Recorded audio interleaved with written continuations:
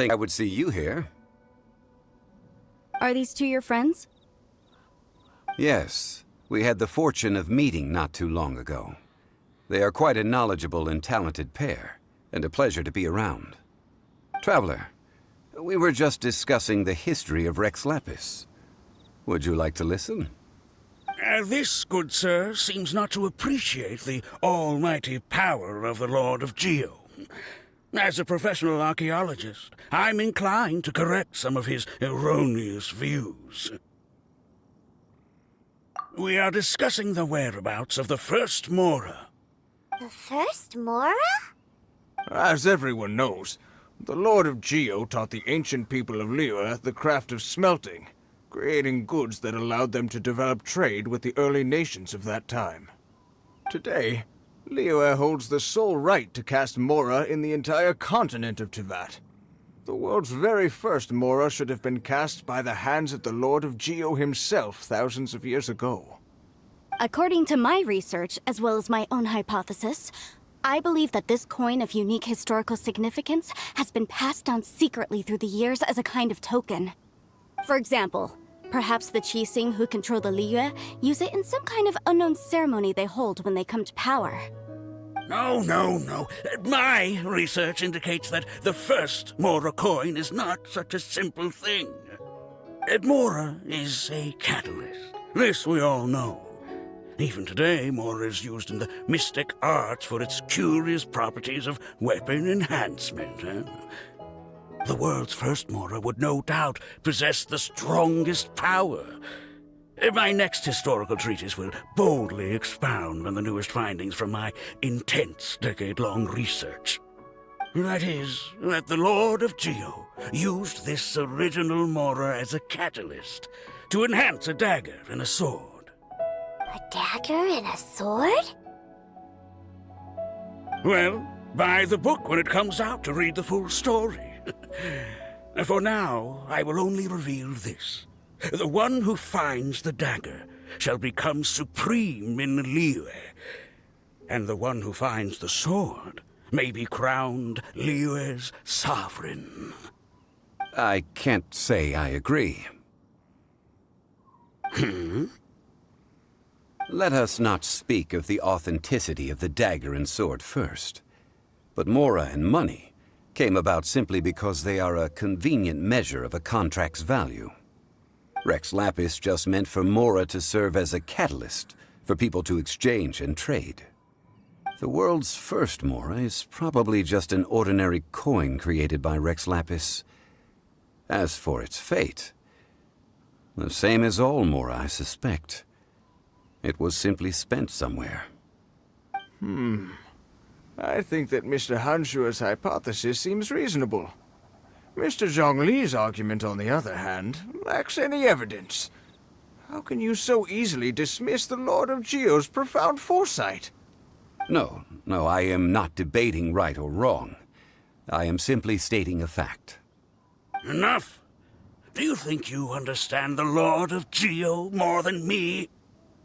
I know but little about history, and I wouldn't dare to brag. But discussion is meaningless if everyone has the same opinion, no? Well then, answer me this. Long ago, when Liyue Harbor was being constructed, the Lord of Geo taught the people how to build houses. The model home he used to teach them was completely cast from Mora, correct? That is correct, indeed. Okay, then tell me. Why would the Lord of Geo do something so extravagant, if not because of the mystical power that Mora contains? There's a simple explanation, really. To the god of wealth and commerce, what material is easier to get than Mora?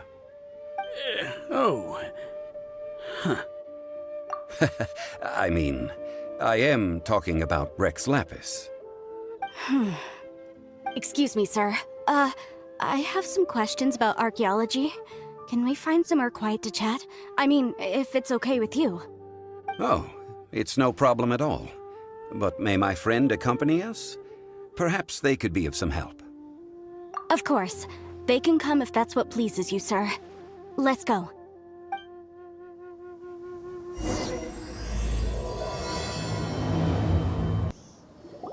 What I'm about to say is a bit disrespectful of the Lord of Geo and would draw a lot of angry looks. So it's best to discuss this somewhere quiet. Your argument just now exhibited acuteness of speech and thought. Most importantly, you don't fall for the boasting and acting of the others. You remain objective. So I have a question for you. Perhaps you will answer differently from other scholars. Do you think that all the gods that the Geo Archon killed were evil? Let's not analyze it in terms of good versus evil. Rex Lapis placed great importance on the integrity of contracts. So any gods he killed certainly must have broken some kind of contract. Right! The Lord of Geo wouldn't kill the innocent. But when I was doing some research, I learned about the legend of the god of salt. The god of salt, Havria, was a very kind god, but she encountered Morax one day in battle. Morax used a rather underhanded trick to assassinate her. What? No way! This bit of history is a long story. But you may not like the truth when you hear it. Don't worry, please tell me what you know. This event, I've already searched for answers for a long time.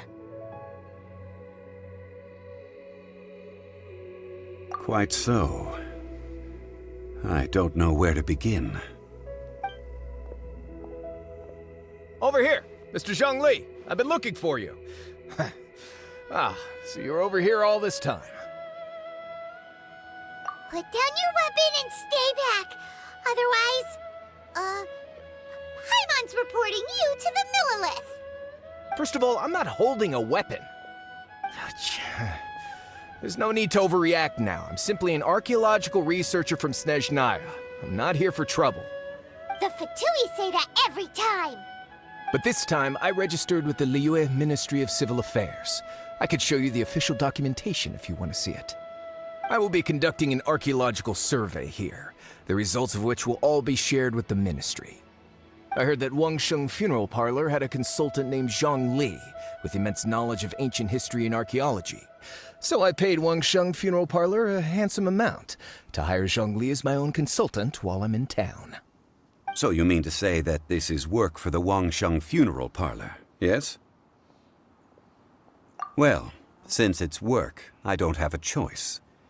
A consultant of the Wangsheng Funeral Parlor must respect their duty. Of course you would be such a reasonable man. Well then, let's head out now, shall we? Wait, if you are studying archaeology, can I go too? I am also a scholar in this field, so I can help. That will give us a chance to continue the topic we were just discussing. Oh, and you should tag along too. This experience may be of help to you on your future adventures. It is a story from before the rise of the Seven. Although the god of salt has already perished, it will still be a meaningful experience for your journey. Wait. This is an archaeological expedition, not a tour group. That's too many people. But this friend of mine has a treasure-finding talent, surpassed by no one. It will surely be of great help to us. Oh? What talent? If my friend espies a treasure chest, they will absolutely find a way to open it. Hey, Paimon's good at that too. Well, that is quite enticing. All right then. Well, let's go. There's no time to waste. When the Overlord of the Vortex was crushed by the Jade Chamber recently, perhaps something of interest was washed ashore. An ancient artifact would be good. Traces of ancient activity would be great.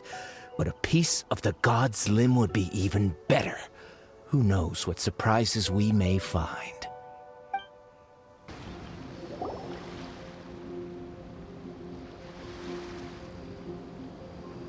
This place looks so ordinary.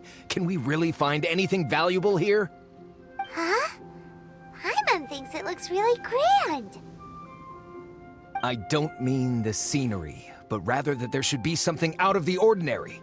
A big battle did just occur and all, and I don't even know where to begin looking here. Guyan Stone Forest is actually the perfect place to be, if you wish to learn about the gods or the history of the Archon War. Legend has it that Rex Lapis threw spears made of large rock into the sea here, piercing and crushing the overlord of the vortex. After many years of wind erosion, those stone spears have turned into the unique rock formations we see now. These mountains were the Lord of Geo's weapons? What we see now is just the part of them that remains. The stone spears hurled by Rex Lapis all those years ago were much greater, both in number and in size. But due to the different angles they landed at, their large centers of mass, erosion by seawater, and years of gravity, many of them have been completely swallowed by the sea. So besides wind erosion, the initial collapsing of the stone spears also played a big part in the formation of Guyan Stone Forest. Well, a god able to fight one so powerful as Rex Lapis was certainly very strong in its own right. Indeed. This is where the value lies in research at Guyan Stone Forest. Most of the objects from that time were lost to the sea. But the gigantic waves created by the overlord of the vortex have given those sunken objects a chance to see the light of day again. So you're saying that if we look carefully, we'll be able to get very, very rich. I mean, rich with archaeological knowledge and historical value, yes? That's all I seek in life. Well, since we brought so many people, I think it would be best to split up and look. Okay then. I will go with my friend here. Although I have a smattering of knowledge in various disciplines, when it comes to archaeology, I can't compete with the expert here. Huh? Me? What's the matter? This is your profession. Why are you so surprised? I get it. I'll escort him then. Okay. If we find anything valuable or rare, let's meet on the shore opposite from here. Why are there enemies here? Guyan Stone Forest is a place where a god was defeated, and its remnants still affect the area to this day. They're gathering together here. But why? See that object in the center? Perhaps it emits the remnant strength of the god. That would certainly attract them. The hydromonic monsters. I have a contract, and must put my personal feelings aside. Go ahead. Defeat them, and recover the relic. It's just a stone slab, but its design is quite unique. This should be enough to garner some information. Let's head back.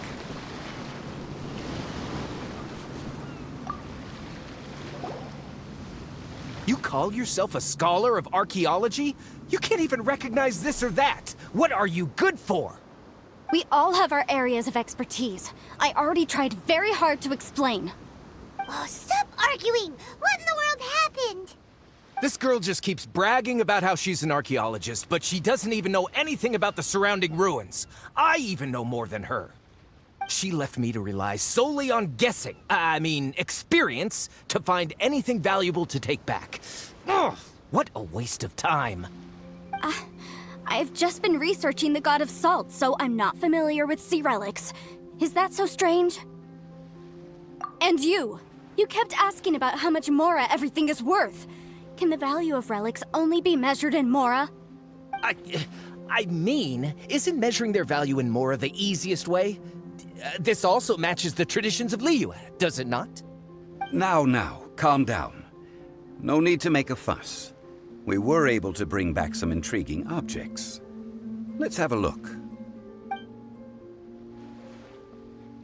Oh, what a shame.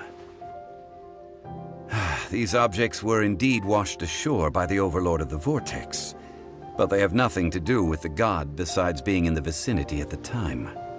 This stone slab we found, however, has a mysterious pattern and faint aura of divine power. Perhaps it will be useful for research purposes. Quick, give it to me. At least we didn't come for nothing. The power of the gods, yes! This is good. Oh, but these other objects are certainly worth a little something, right? It should be enough to cover the cost of hiring you. It's all mine. So, it's only valuable for research if there are remnants of divine power on it? Not at all. My quest to uncover the history of the God of Salt is because history can tell us about culture and beliefs. But you? You're just trying to use archaeology to get rich. Nonsense! I'm a professional archaeology researcher from Snezhnaya. I swear. If I'm lying, may the Lord of Geo strike me down.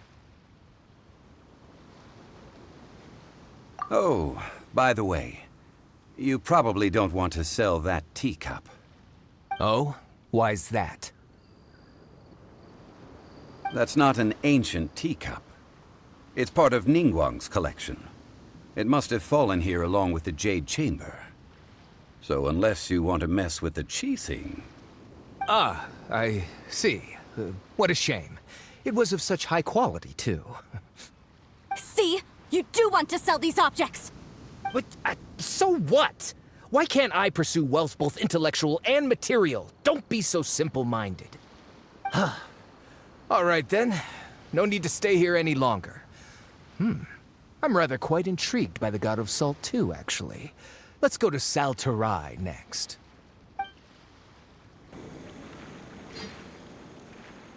I heard that Sal Flore was once the home of the God of Salt's people. Therefore, there's sure to be loads of valuable relics nearby. According to legend, the people of the God of Salt, Havria, enjoyed prosperous lives under her protection. But this legend has been around for ages.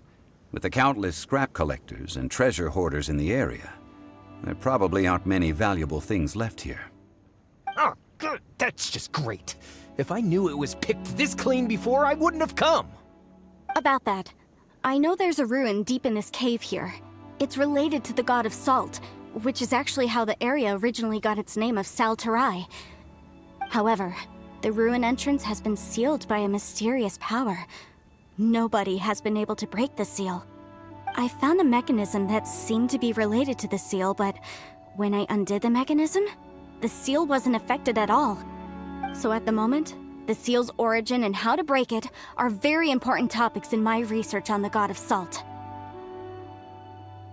I don't know, there's no concrete evidence, but I'm pretty sure the seal is meant to hide some kind of long-forgotten truth. The God of Salt was a benevolent god, adored by the people, not to mention powerful. She wouldn't have any kind of shameful secrets to hide. So, the one who wants to hide some truth is very possibly her killer, Morax. This doesn't sound like something the Lord of Geo would do, though.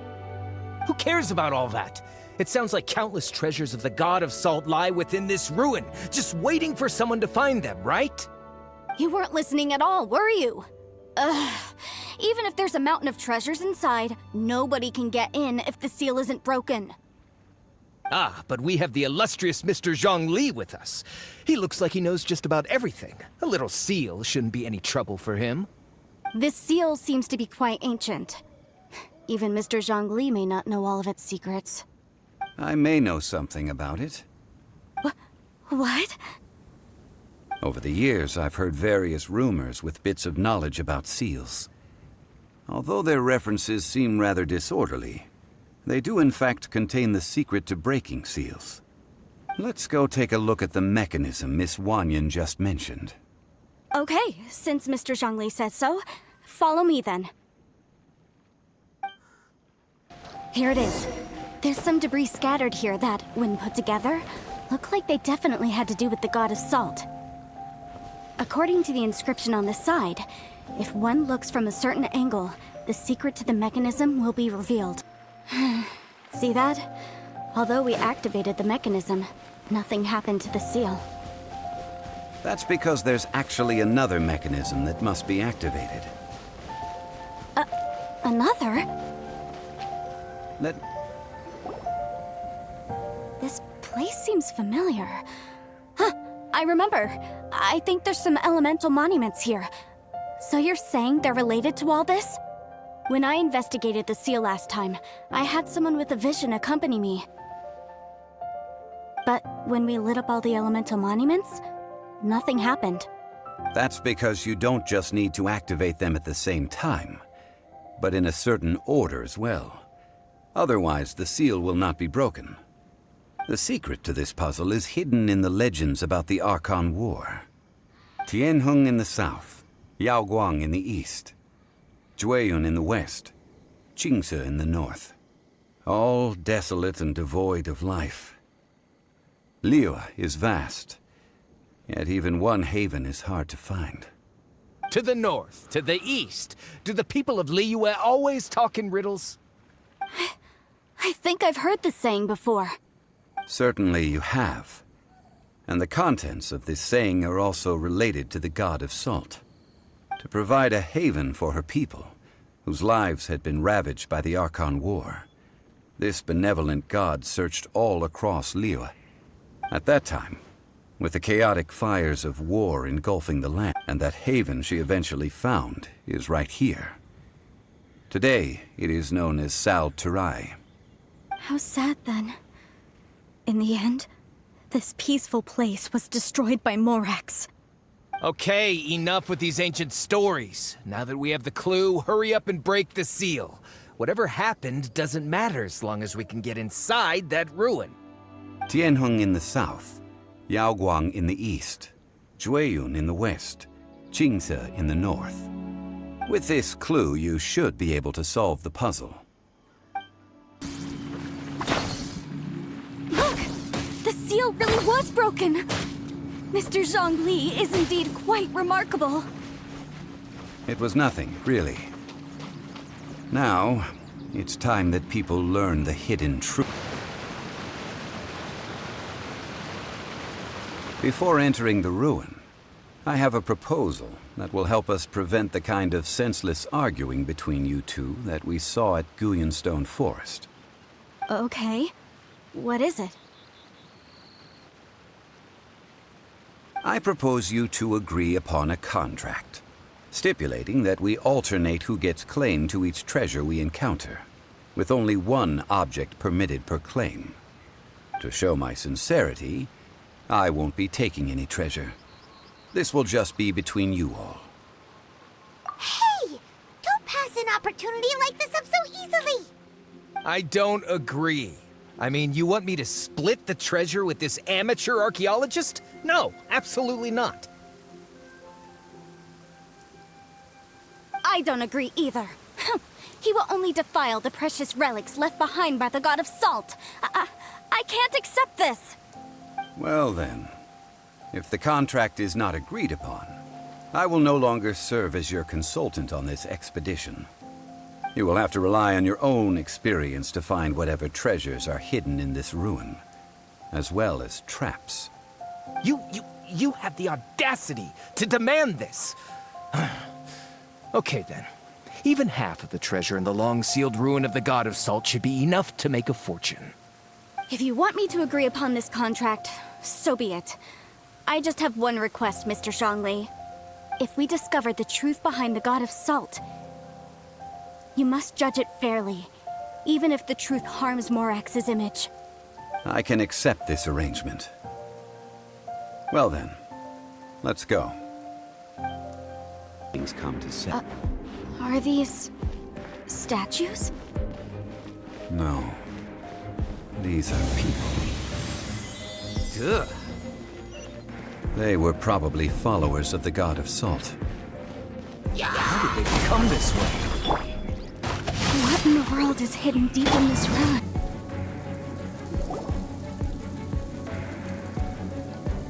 Look at this! It's filled halfway with salt. Just looks like a fancy salt holder. Seems like the God of Salt was a god lacking in treasures. According to my knowledge, it's no ordinary vessel. Although it is only half full, it is also forever half full. That is to say, it is bottomless. What? You're saying that even if I pour the salt out, the amount inside won't change? Exactly. Able to produce endless salt. The God of Salt is powerful indeed. Finally, after all that effort, I've found precious treasure. I claim this as mine.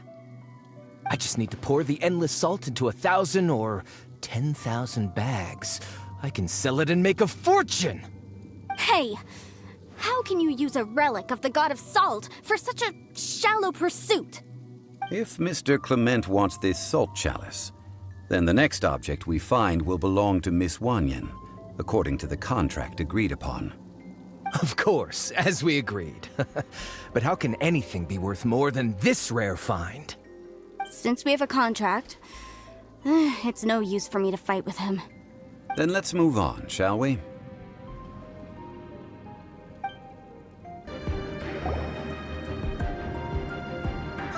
Just a simple ruler. It doesn't look to be worth anything. This, if I remember correctly, this is some kind of measuring tool. Indeed. But the god of salt imbued it with another power. When you stick this ruler in the ground, the surrounding area will become covered in salt, much like a rising tide covers the earth. The deeper it is stuck in the ground, the more salt will appear. It is essentially a bumper harvest of salt. What? That's even better than the salt chalice!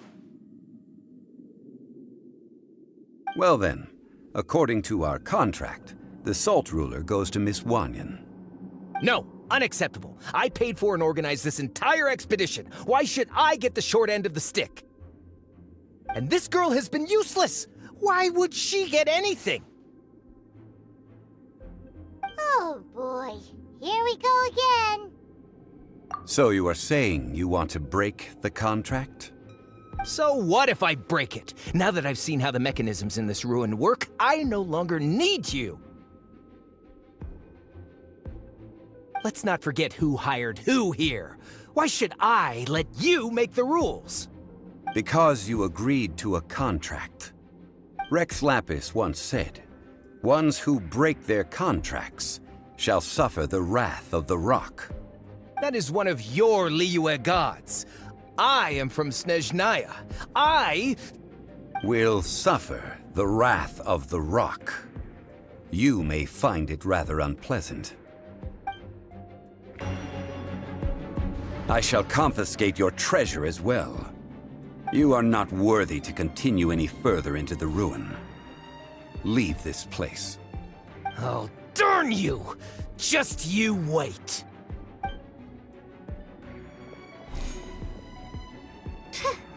Some archaeological survey.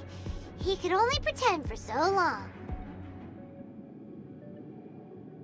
Hey, Paimon likes Mora, but Paimon doesn't do bad things.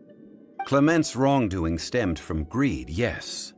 But besides greed, there are many other things that may tempt us to break contracts.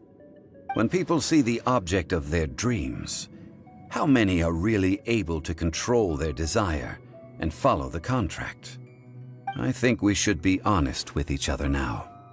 Huh? Be honest about what? That in truth, not a single member of this archaeological expedition came here for archaeology. Why do you say that? Miss, you lack even the most basic archaeological knowledge, and can recognize naught but a few simple relics. However, you are an expert when it comes to anything regarding the god of salt. You aren't interested in archaeology or relics. What you're really interested in is the god of salt. I believe those legends about the god of salt that you mentioned on the Pearl Galley are passed down between generations at Yinyuan Hall. Okay, that's enough. Sir, you are indeed a man of great knowledge and talents. I seem to have been right to seek you out once I plucked up my courage. You're right. I'm not a scholar of archaeology. I come from one of the 8 trades under the jurisdiction of the Qixing, Yinyuan Hall of the salt industry. Our ancestors were those protected by the god of salt all those years ago, when the Archon War engulfed the land in chaos. Oh, right! Now that you mention it, the people of Liyue very seldom use the name Morax. During the war, Morax assassinated our god out of envy for her power. He left us alone and lost in the world. We hate him! But this is Morax's Liyue after all. And its history is written as he wishes. So I seek proof of Morax's guilt. He has blood on his hands and cruelty in his heart!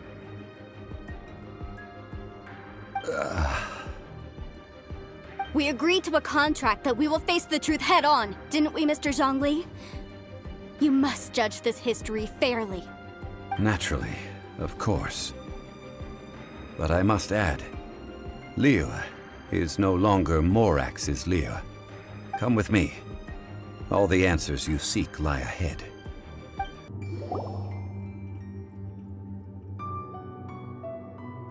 This is a sword? Aha! It's a broken sword! This is proof! This proves that the God of Salt had to fight back against the evil Morax. But sadly, she was defeated.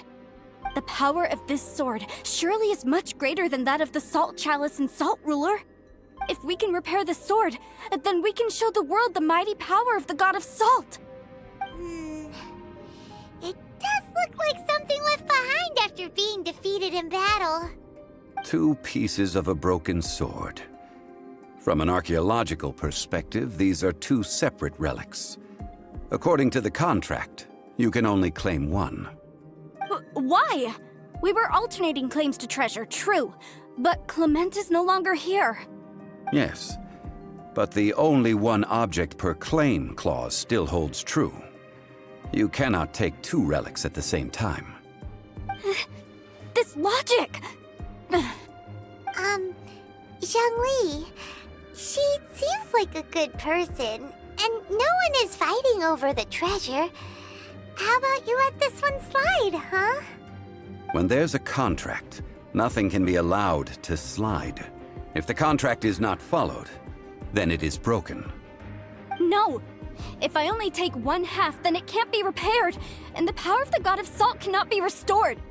No matter what, I must be faithful to her. Even if it breaks the contract, I don't care. So you are already decided? Then there is a price to pay for breaking the contract. Zhongli! That is to say, you consign yourself to suffer the wrath of the rock. That's okay.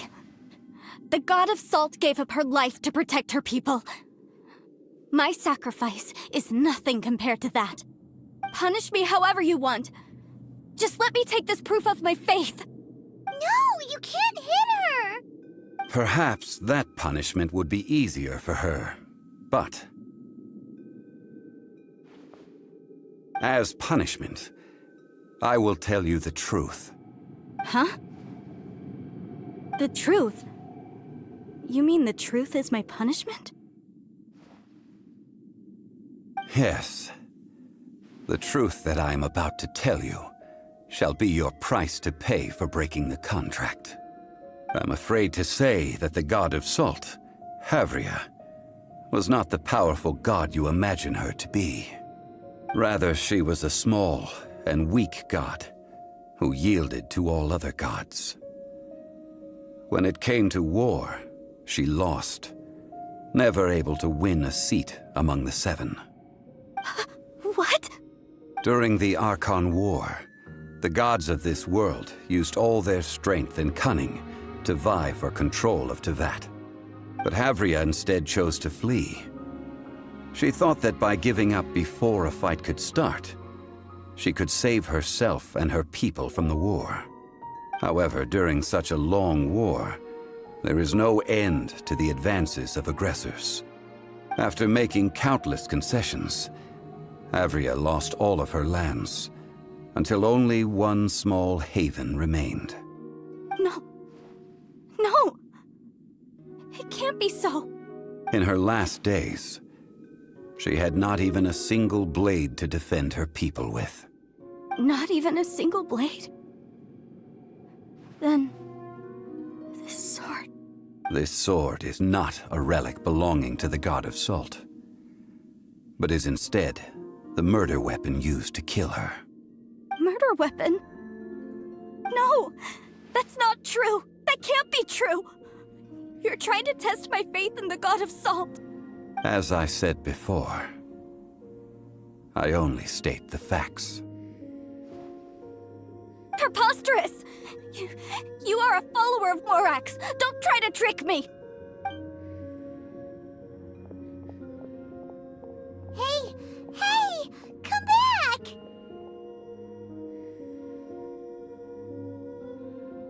It is a punishment after all. I did not want to tell her such cruel facts, but the contract was broken. Let's follow her deeper into the ruin. There, I fear, we will find something that will leave her no choice but to face the truth. Are these statue thingies running? What will we find ahead? Salt. And betrayal.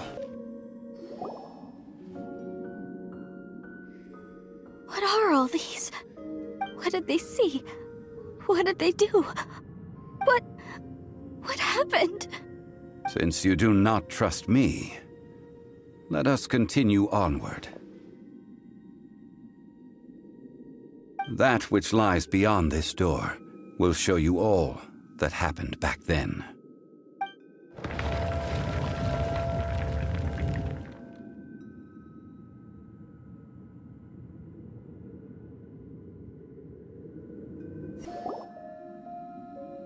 This is the scene of the crime.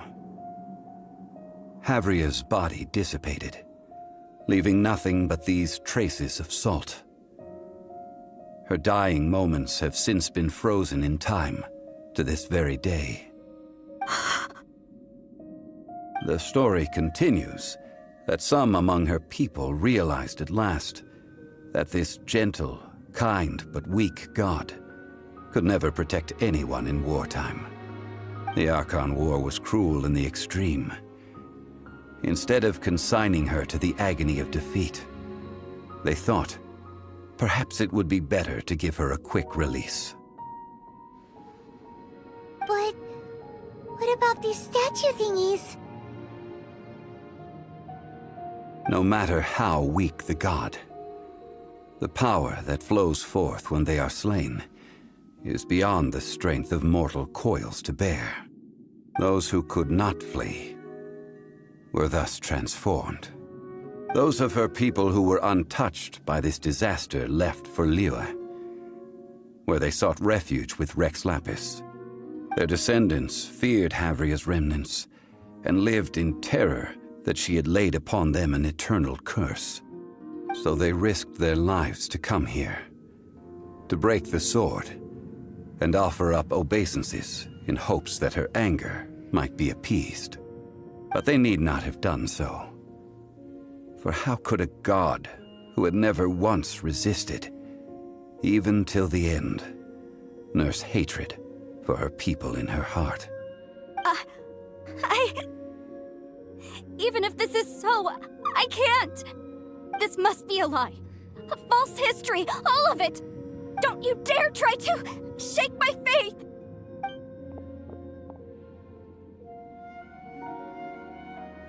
Yikes.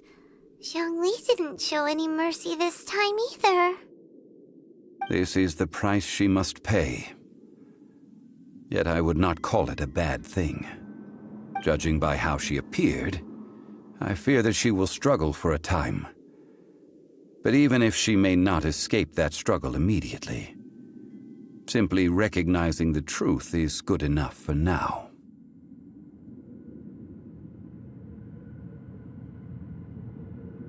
Indeed, in ages past, Havria's story served as a warning to me as well.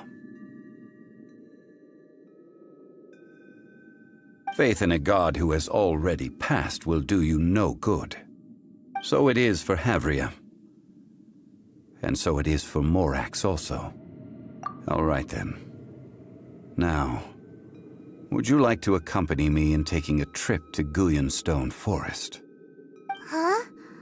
What do you want to do, Zhongli? Treading old ground, telling old stories. one cannot help but be reminded of old acquaintances. Now, I mentioned before that many gods of old have been sealed beneath the Guyan stone forest. The Adepti have presently handed Liyue over to mortals, and Havria's time was even further in the past. The Salt Chalice and Salt Ruler that she left behind should not return to Liyue. To leave them here is to let them slumber. And it is also a homecoming. I ended an era with my own two hands. I've always wondered how I should remember that which I ended. History records, but history may be changed. This incident proved that. Time is a mighty force, and history's twist in its flow. I need to find a better way of recording history in order to engrave its truth. Stone carvings were one such ancient method, but unchanging stone, immovable earth, even one such as myself. Someday we may all disappear. Zhongli. Therefore, I thought of you, traveler. You are one who crosses the celestial atlas, and who passes through countless worlds. If our history is engraved in your memory, it will one day accompany you into another world. As long as a traveler like you is able to record what happened, then a backup of sorts will exist for times and tides of Teyvat. Sounds like tough work. Now then, it is time that we consigned both the Salt Chalice and Salt Ruler to the sea. Huh? Why do we need to throw them into the sea? As I said before, this is the place to which the remnants of many bygone gods are consigned. This includes Osial, Overlord of the Vortex, who the Jade Chamber most recently returned to this ocean prison. Thousands of years ago, the Adepti and I fought against the turmoil that plagued every corner of this land. Guyan Stone Forest, where I sealed many gods with my spears. After so long, naught but folk tales remain. Osial, you and I were foes, but our ancient grudge is but a bygone memory now.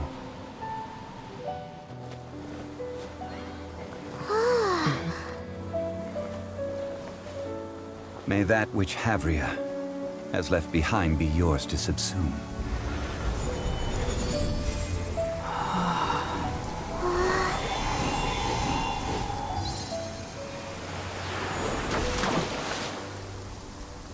And thus another spark of divinity departs from Liyue. My legacy shall now be left to those who come after to debate.